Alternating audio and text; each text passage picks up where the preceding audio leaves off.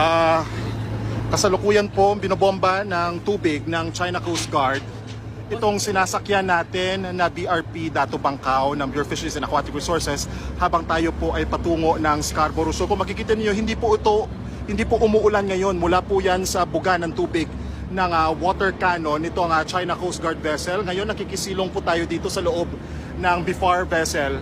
Kung makikita po ninyo, ayan ngayon patuloy po yung pagbuga ng tubig. Ilang oras na rin po tayong sinusundan, hindi tinantanan nitong Coast Guard ship.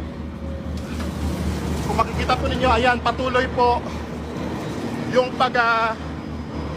ito po yung ano niya, ilang beses na tayong binangga at pinuntutan nitong Chinese Coast Guard